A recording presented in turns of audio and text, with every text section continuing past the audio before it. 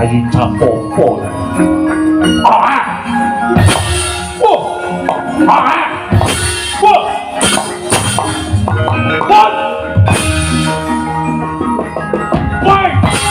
Why? Ah! What?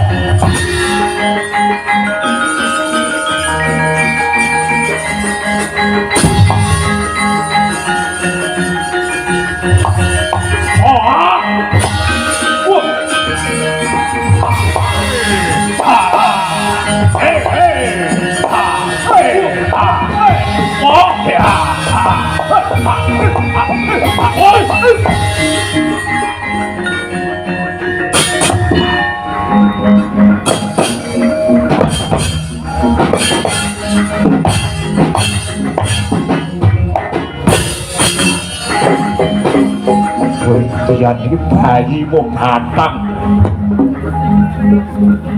Boy!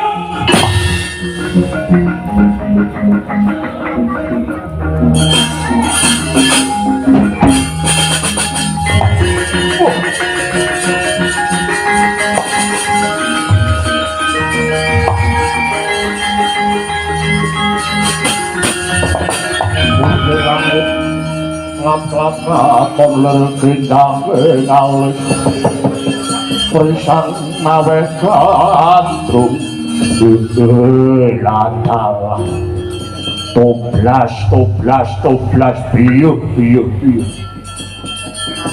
Ini jani bayi po batang Bocah cilik durung ilang pupuk lempu yang isih empuk bun-bunane parandine tak cokot genti joget tak banting malah ngrayak ngusang uyang malah iso jogetan seser iki besok gedhe sithik mesti wani ngedoli sawahe pake bocah iki Latalah dewa aku ora sudi nandingi kribane bocah bayi kaya ngene para kakek bangsa ora ana liya sisa babak lan kribane patih sekepu dewa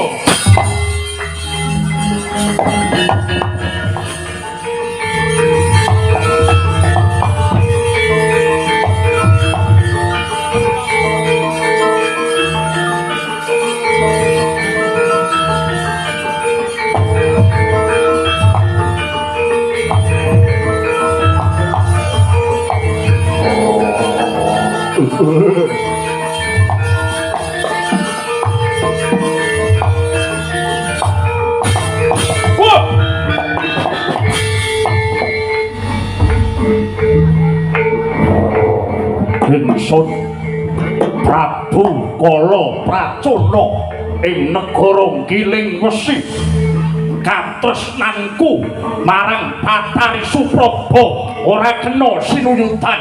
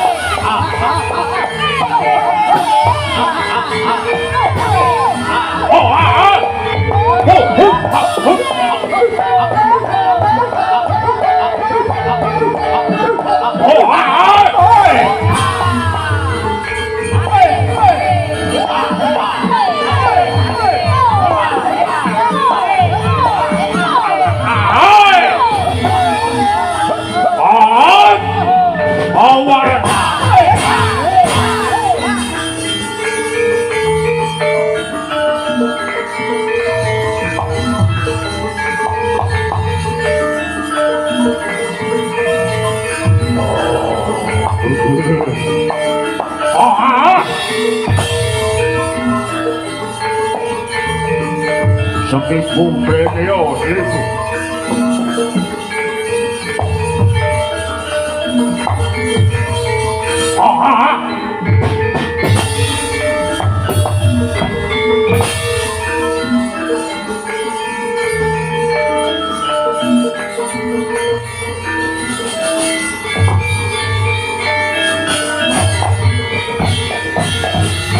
Rumawayon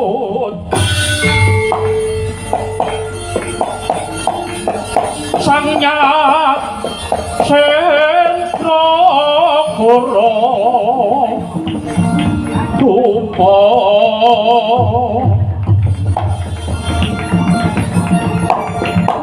mengesos kati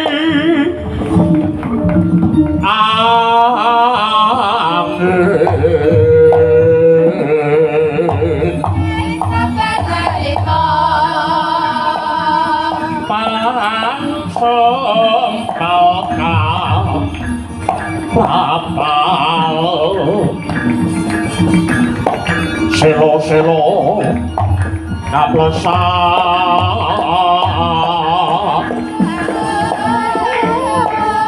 sato lumayuma wongsi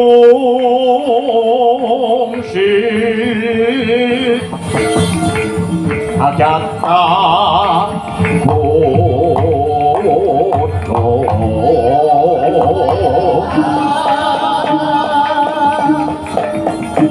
Kang Joko Bumi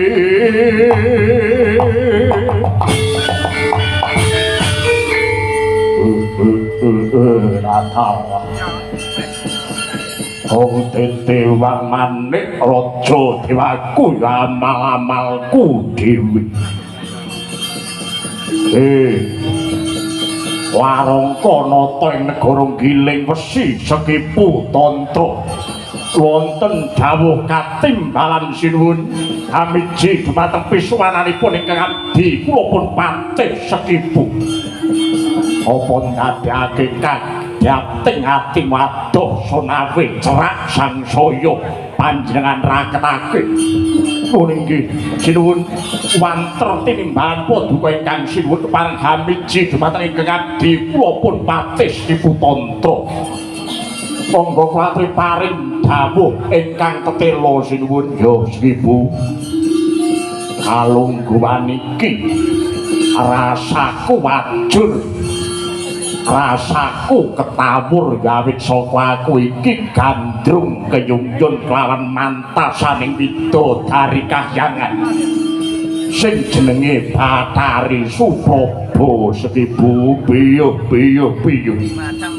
rasane wong gandrung wuyung kok nganti kaya ngene teh malah nalika samono panjenengan ingsun wis duweni pambuti daya kang sarta karti sampeka munggah ning kahyangan Suwalaya nglamari marang Bathari Suprabawati nanging nyatane katresnane Pracana ditampik dening para dewa lajeng kersa jengandika ingkang sinuwun kadosa pundi ndadekake pingket rasaning atiku kumacelu kepengin tak pondhong ngemot Supraba mapan ana negara Giling Wesi sumanding marang lenggah ingsun mapan ana ing kene longan saka kuwi yen to dijaluk sarana waris para dewa rang nulungake Bathari Suprabawati kalungguhan iki dirudha paripeksa kowe minangka dadi sapu kawating praja negara Giling Wesi aja wedi kangelan munggah ning kahyangan Suwalaya jaluken sepisan jiki Suprabawati supaya mapan ning Giling Wesi parandene para dewa guguk mutra waton bondan gajah larkang tanpa ratu Kayangan Suralaya kawin sungsang bawana balik sendika mangestaken dawuh sinuwun terwaca dawuh pandika ingkang sinuwun Prabu Kala Pracana kepareng bidal benjang napa aja kaya bocah cilik kaya bocah gedhe wae alungguan iki pek lamping brungkap kimpul gajah gelar singa tanpa barong singa tanpa barong atus pundi singa barong muka rangkaian sendika sinuwun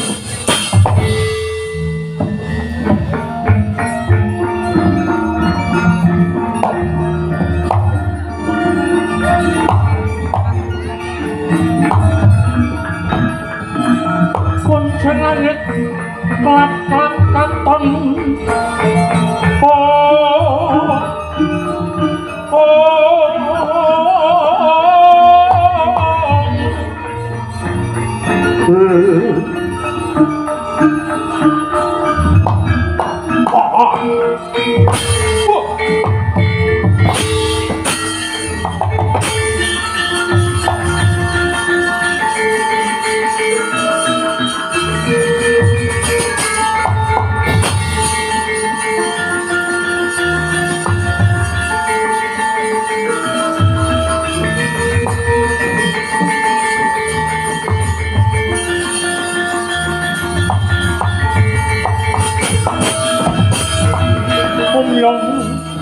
kang pratangga busekan kang salma kumpul sajuru-juru satata tanjarung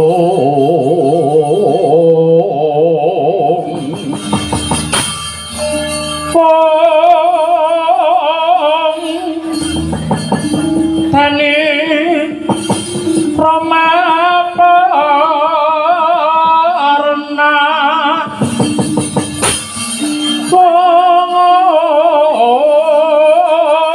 yang tuwaca kan penting ngungkung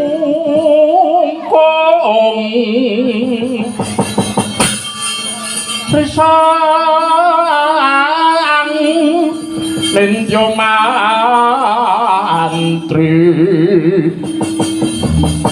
kami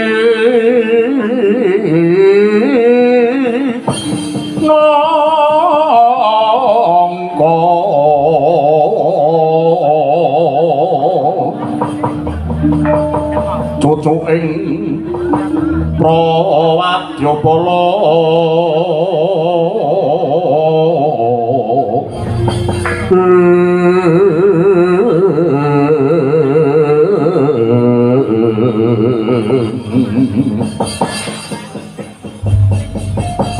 Togo wonten dawuh lo kaget kowe tak tingali ana ing kene biasa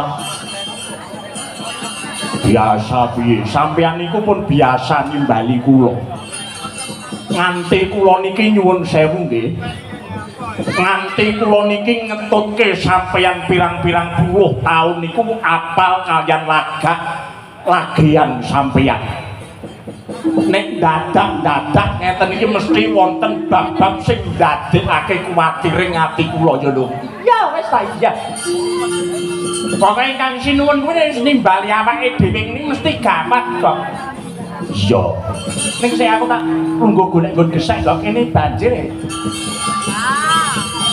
iya aja nganti teles ya kok iya wonten dawuh kowe nate gandrung apa ora Gun kowe nate gandrung apa ora kulino nek kula niki napa mleh kula riyen pas jaman isih nom-noman kula niku wis ngentek-ngentekke napa-napa saderenge rabi kali bojo kula niki sinten sing boten ngundangaken kebagusane togok riyen nek sakniki pun boten dene arep dicontoh kali adik-adik kula niku nggih sumangga resiko tanggung penumpang ngoten. Mergo nek wong sing jeneng tresna niku nek tresnane salah niku mengke iso ndadekake blai kanggone sing tresna nek tresnane bener niku mengke iso dadi kamulyan lan kamukten niku wong tresna. Mangkane wong sakurunge rabi nika mesti digawa tenggene wong tiyang pinter, umpamane wetone niku mengke digathukne iso tiba bener niku mengke nggih bener, umpamane digathukne niku mengke ora bener nggih nyatanipun mboten bener tenan. Pintere wong Jawa niku wonten mriki menika ngilmunipun ngilmu titen. Pramila saking menika ngati-ngati menawi dolanan tresna niku nggih wonten mriki menika. Menawi prinsip kula menika sik enom dintek-entekne nakale ora apa-apa, sing penting engko nek rabi dibaleni meneh. Dibaleni neh denggelmu mlocot. Engko nek rabi duwe anak yo mari kok. Mari niku mesti ngono kuwi bakale ana momen-momen tertentu. Bakale nduduhake kumate ra ngono. Ora ketobat tenan kuwi bojoku melu lak bodasmu. Ora kok saiki HP-mu ora tau diceki bojomu kok saiki. Ora wae sanjine kowe ngerti kok bojoku kuwi. Aja blawanan pripun sampean gandrung kali sinten? Ora ana sing tak tresnani amung kejaba mantasaning widodari sing jenenge Bathari Supraba. Nun, Bathari Supraba. Ora sampe kok ora. Ora sampe rasa dar-dar ki mengko kek piye butuhe ngono wae mergo iki wis wengi ya lho. Wis siap. Pake jam 1 rampung ya kan ora. Jam 1 kesenengan niyogane jam 1 rampung. Bayarane genep jam 1 rampung. Piye kowe duwe ular-ular apa? Mboten badhe ngaturi. Ning sampeyan nika kedah enget sing naminipun judul tali mangsa. Sampun wonten perangane piyambak-piyambak bilih raseksa menika kedah rabi kalian raseksi. Bathara menika kedah rabi kalian Bathari. Nek panjak yoga nek kuwi bebas. Sing dipilih sapa? Sampeyan kedah ngugemi niku. Napa melih sampeyan pun dipun tampik to kalian para dewa? Yo. Aku ditampik lawan para dewa. Lajeng aku kongkonan marang patih Sekipu Tantra supaya munggah oleh kayangan ngorak arek kayangan niki. Kelentune sampean gitu mriki. Ditampik karo wong wedok kok nesu niku cara pundi? Niki malah boten ngatonaken jiwa Prabu Duka. Nek ditampik kalih wong wedok niku carane pripun? Wong wedok niku genti nampa katresnan Paduka. Mboten. Ora apa kuwi ora ditampa karo katresnane malah ora arek kayangan niki mengke bakale blai. Napa melih kados Paduka nyuwun sewu. Kula kok mboten dumuk Paduka menika adoh kaliyan Gusti kang karya jagat. Paduka menika nyatanipun tebih kaliyan Gusti kang karya jagat menawi to bondo donya kula mboten maiben. Jagat menika Paduka gelung menika saged nanging menawi to babagan katresnan. Kamangka ingkang Paduka tresnani menika boten wonten sanes amung kejawi Bathari Suprabawati kang mapanipun wonten kayangan niki angel. Niki angel. Dewa niku sampun ngerti napa sing dadi tindak tanduke menungsa, ngoten. Napa melih sing jenenge Gudha nyuwun sewu. Sing jenenge Gudha menika boten mawas asor luhuring derajat lan semat ning kabeh menika dipun coba dipun godho. Sing sugih ya dicoba, sing mlarat ya dicoba. Sing sugih ora kuat cobane, gelem korupsi, gelem nyelingkuhke dhuwit negara. Wong mlarat ora kuat cobane, gelem nyolong jupuk patone iso mangan. Wong lanang bagus niku nggih dicoba, wong wedok ayu nggih dicoba. Wong lanang bagus ora kuat cobane, gelem nindakake lan gelem nindakake hartaning hawa nepsu. Wong wedok ayu ora kuat cobane rame 300.000 sepi yo 50.000 niku untuk mriki. Murah men kok 50 kok murah men. Kowe meneng dina iku ora sata rasane atiku. Pokoke iki mengko ana sing guyu siji ya ta, guyu pisan entuk rokok grusak lho. Susu malah tombok dhewe dina iki aku tetep beguguk muta waton tresnani Bathari Subabawati munggah ning kayangan. Alung wani yen to pancen kowe ora gelem ngetutake tindake Prabu Kalaprajana kuwi mapan ana kene wae. Aku ora mbututke ora patheken. Yakin ora tak tutke ora apa-apa? Nani. Nyapo to dak nyetruk nyapo to. Tokok barang iki kudu melu terus iki. Yo. Angger aku ora mayang aku mesti ngetutke kowe wis to tenang ae. Muka ning kayangan gawe susah karo bali.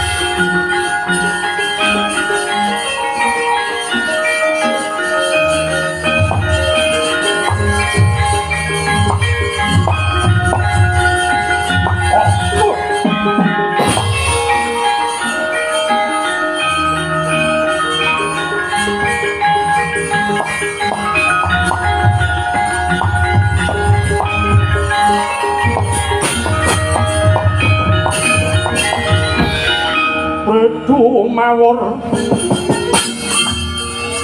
mangawur-awur wurahan pangarane ajurit Komakuru bangsa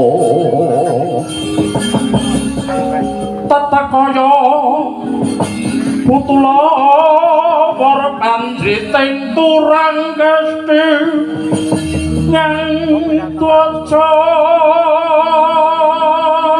kang kekiter kata ingkang twaca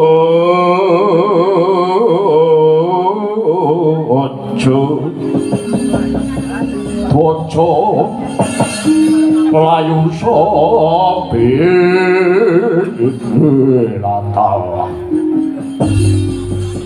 dawuh pangandikane Sinun Prabu Kala Pracana supaya munggah ning kahyangan Suralaya bakal tak jaluk sepisan kas Bathari Supraba para dewa ing kahyangan kalungguhan dina iki kowe nglungake Bathari Supraba ora mung Bathara Guru sing tak unta ing kahyangan Suralaya bakal mapan oleh sajroning waduku kene.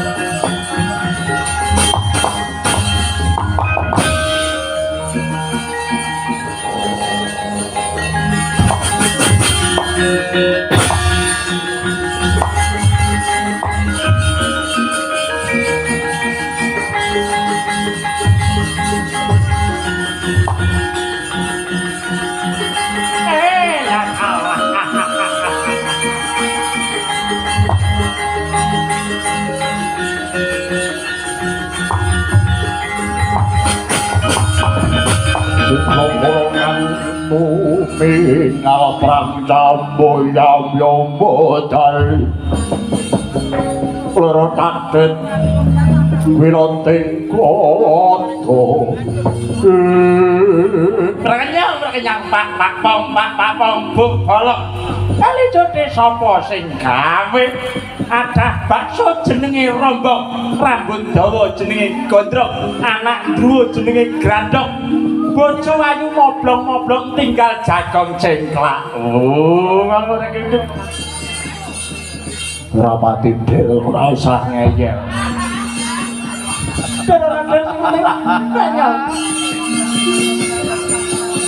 Leko Ulun Bathara Narada. Ya anggere modal sing kaya meko ya kuwi niki ya Ulun Bathara Narada. Kok kaya ngene baguse Ulun Bathara Sambo kan ya ora ono.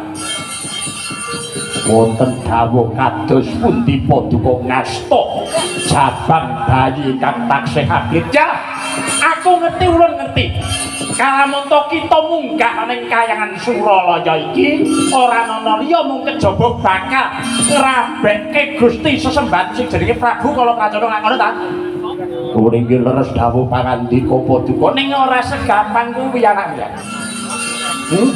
kalungguhan iki ora mung kuwi sing dadi punagine para dewa mara gage pidhangetna dawuh ulun Gusti Sembahan Kala Pracana isa apa kuwi jenenge dadi bojone Bathari Supraba yen to kowe cilike iso ndadekake tatune bocah iki gedhe iso mateni bayi sing tak aturake marang kowe iki kowe bisa mateni jabang tetuka ora mung Bathari Supraba ning kahyangan pen dina iki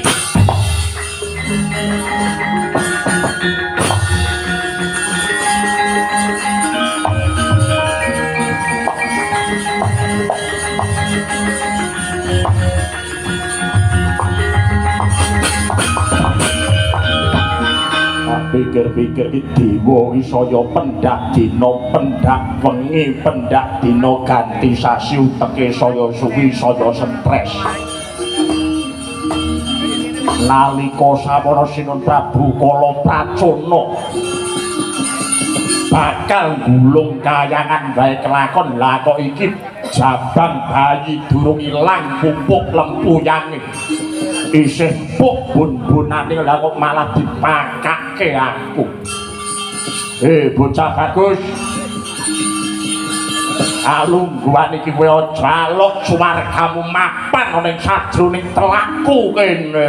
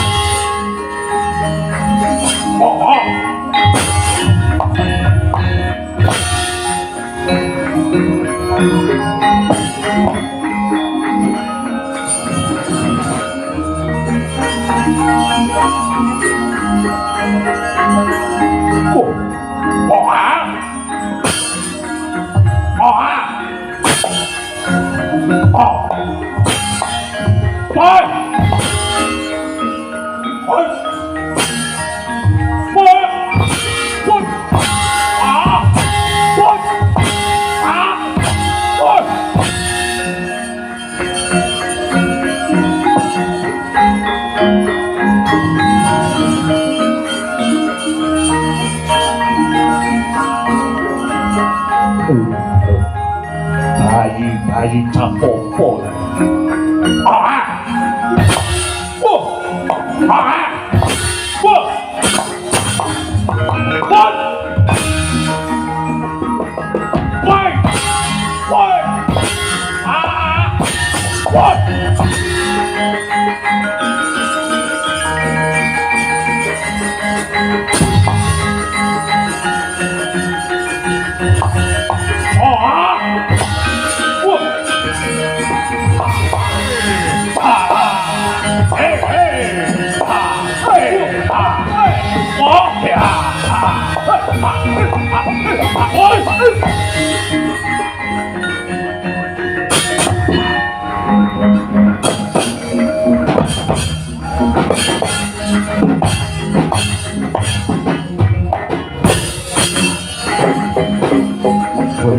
ini bayi mau batang boy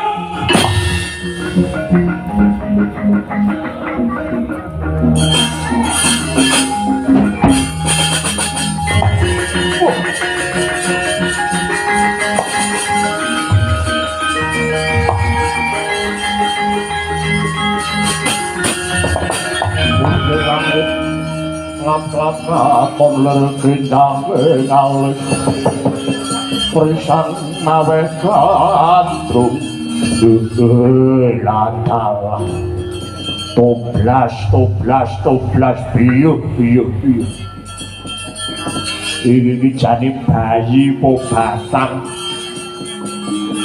bocah cilik durung ilang pupuk lempu yang isih empuk bun-bunane parandine tak cokot genti joget tak banting malah nrayak ngusang puyang malah iso jogetan seser iki besok gedhe sithik mesti wani ngedoli sawahe pake bocah iki Latala dewa aku ora sudi nandhingi kribane bocah bayi kaya ngene para kakek bungsu ora ana liya sisa babak lawan kribane patih sekepu dewa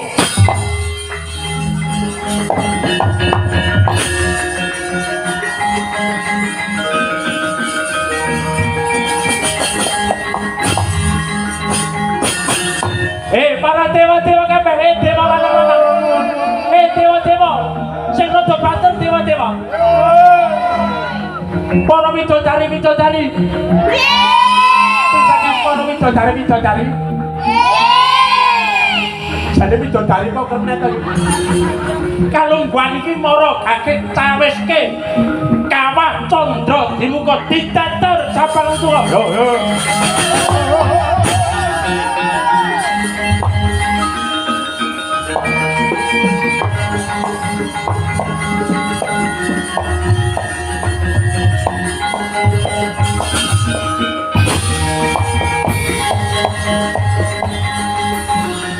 Lintang-lintang sumunan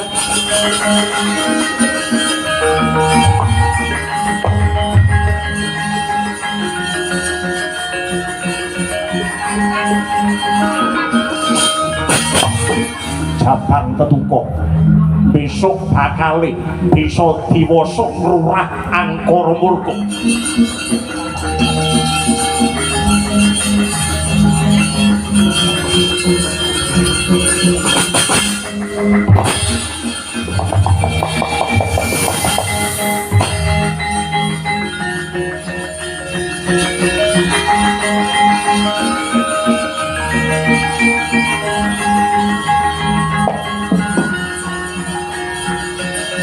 Ojo catet to, Bir.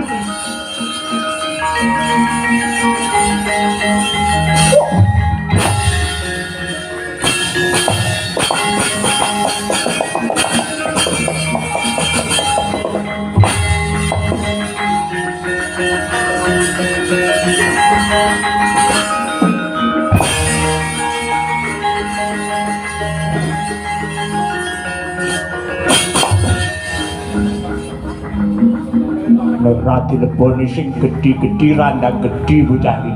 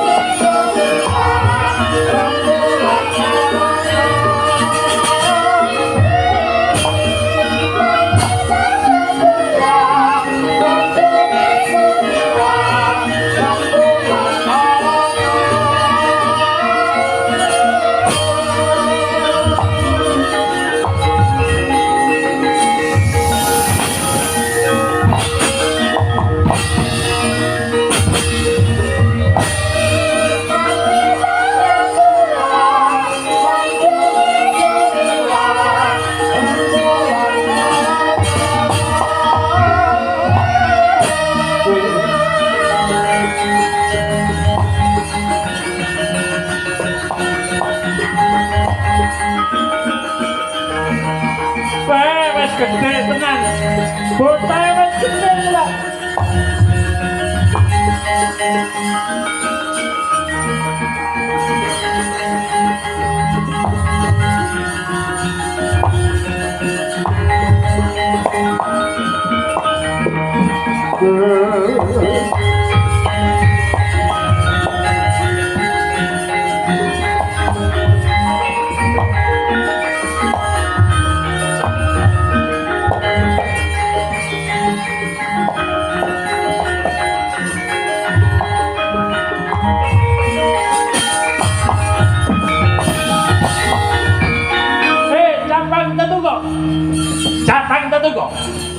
Kawuhanana kalamunta dina iki kowe wis isa dadi Jaka sing gagah pideksa. Kowe kuwi sapa? Kowe takon karo ulun. Iya. Ulun iki para dewa. Dewa kuwi apa? Dewa kuwi sing mapan ana ing kahyangan. Wis aja takon terus iku rampunge ora pendambar mari iki kok. Intine kalungguhan iki kowe disraya karo para dewa janjane ngono kowe kuwi isih jabang bayi abang branang. Nang yo awet saka panguwasane para dewa kowe didadar ning kawah candra dimuka dadi jejaka bagus sing kaya kuwi. Mula kang saka kuwi kalungguhan iki mara gake tindakno wajibing para satriya ora ana liya mung kejaba krurah satru angkara murka sing jenenge Prabu Kalaprajana sing dina iki nyeraya marang ya kuwi Patih Ki Kutantra kowe bisa mateni Patih Ki lan uga Prabu Kalaprajana gedhe ganjaranmu.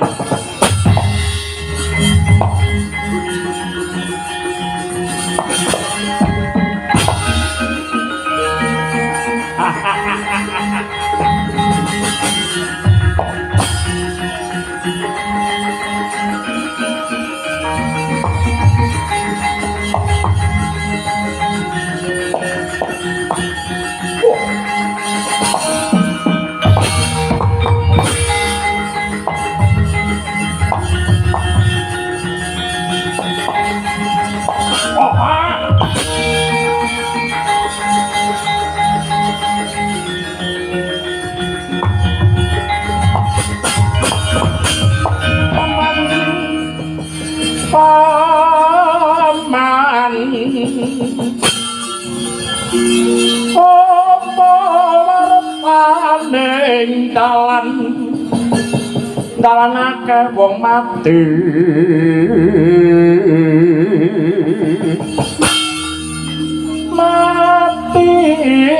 keneng apa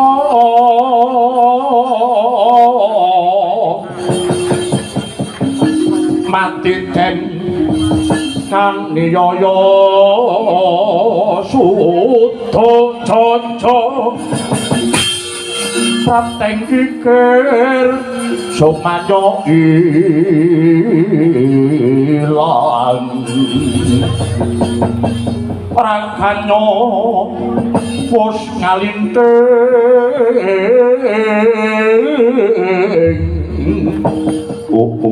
latala ikono jejaka bagus sing ngontapake krigaku wis sapa Gus angkon kalaranku jagone para dewa kayangan Suwalaya jenengku Jabang Tetuko aku yen isih Jabang aji kalungguhan iki wis ndungkak diwasa didadar dening para dewa saguh nginger tanceping gulung piye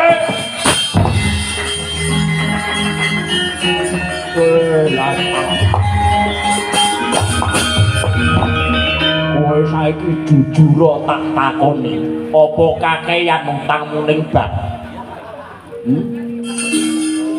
bocah kaya dapurmu wani nantang marang Patih Ki Kutantra kalungguhan iki mara gagret buktek aku apa kowe sing jengkelang sirahe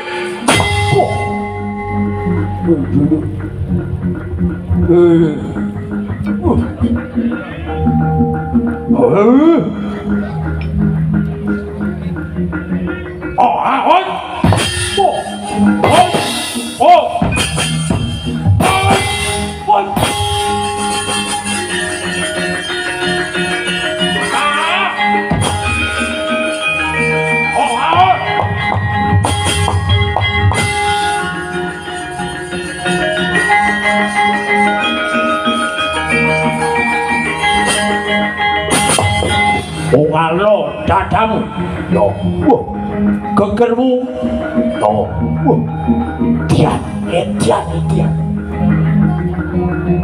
cokot kowe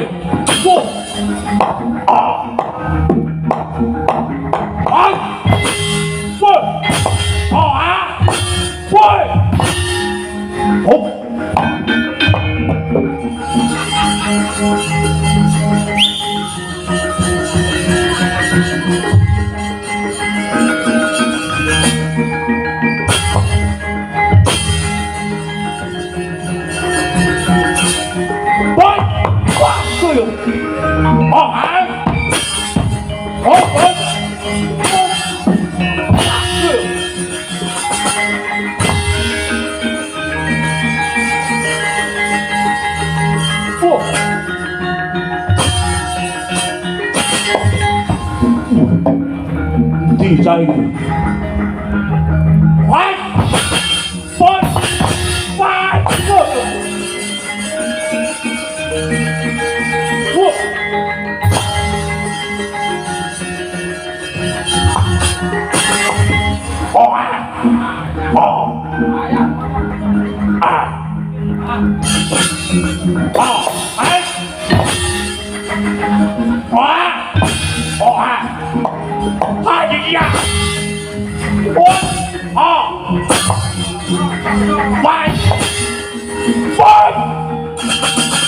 Wah!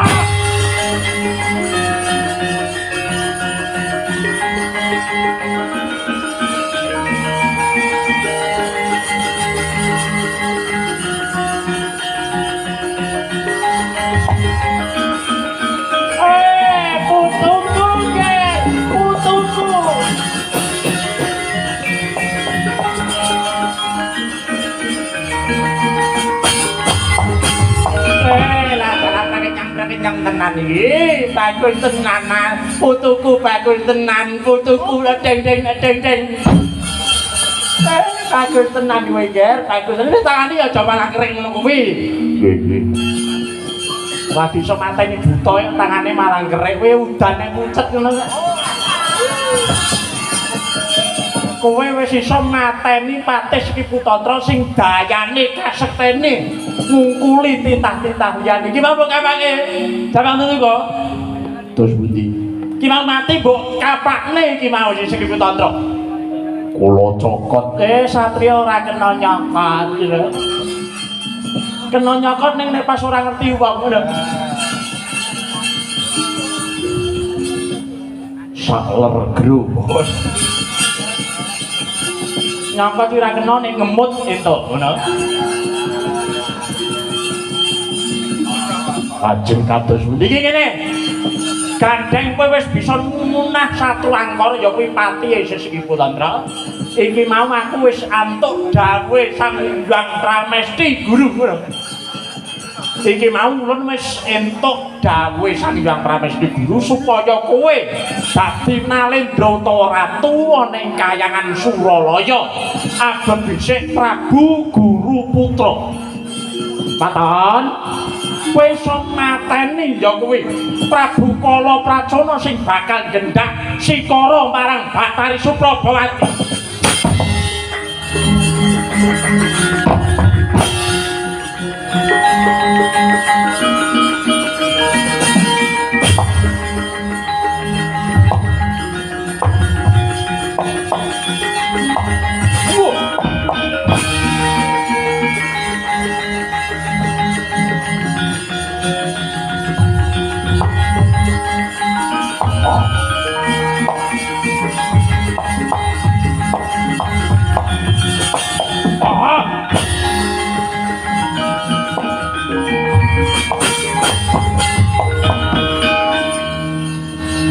Bagus sapa sing dadi jenengmu panjenengan ingsun Jambang Tetungga Jambang Tetungga wis iso mateni marang kridane Patihku Ki Putantra aluhan iki kowe mulang sarak panuh wani lan Prabu Kala Pracona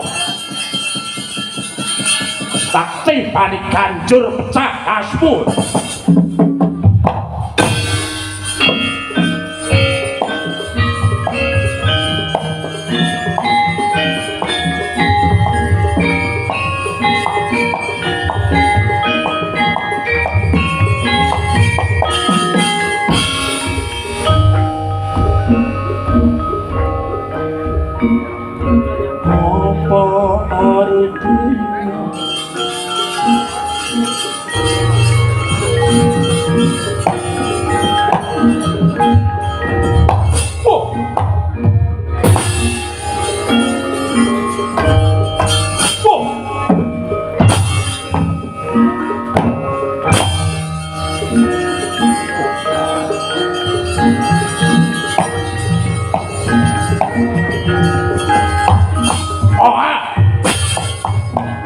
Pak. Oh, ah. Oh, ah. Wah.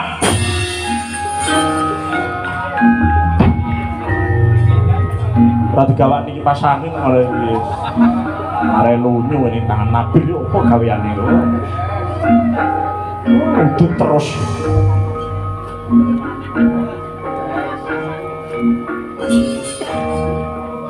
Ah! Hoi! Pasti kowe. Hoi! Ah! Oh, ah!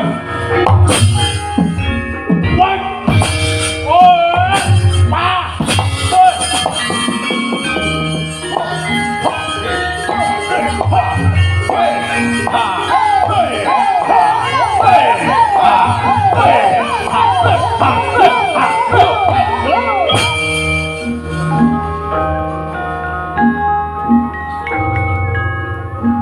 Kalau sabetanku tidak begitu bagus, kamu jangan kecewa ya istriku.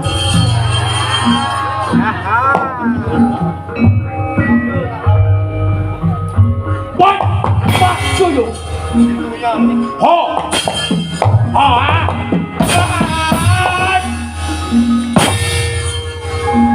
tepuk tangan para wadang. Saking mbakno kulit.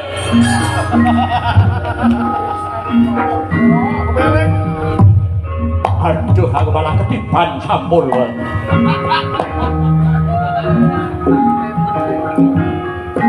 Ah! Hoi! Ah!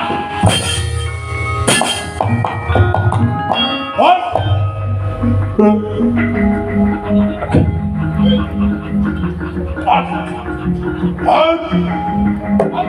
Ah!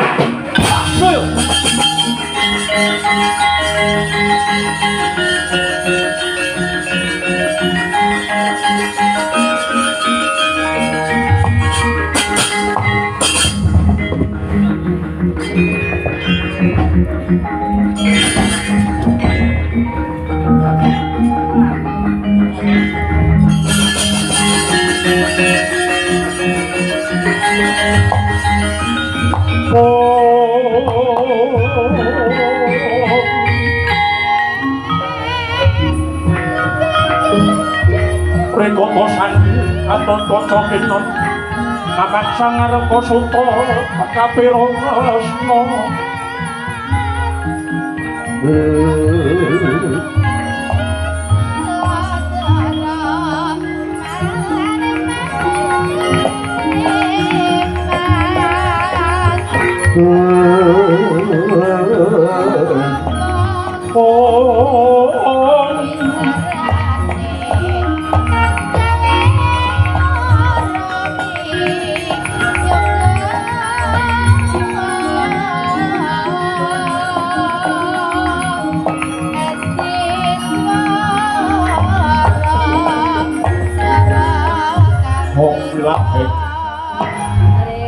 Parcono sidam sekaring bawana langgeng jabang tetuko wonten kawuh katimbalan pungulun dina iki ora ana liya mung kajaba panjenengan kita ingkang sembadamunah satru angkara murka ya kuwi Prabu Kala Pracona gedhe ganjaran tumrap jeneng kita kalungguhan iki sira kula ulun paringi tetenger Raden Gatotkaca ya Prabu Guruputra kalungguhan iki ora mung saged garing tapit miwasa umuring jagung kita kula menang mapan ana ing kayangan Suralaya jumeneng ana ing kayangan Suralaya ajeng juluka Prabu Guruputra.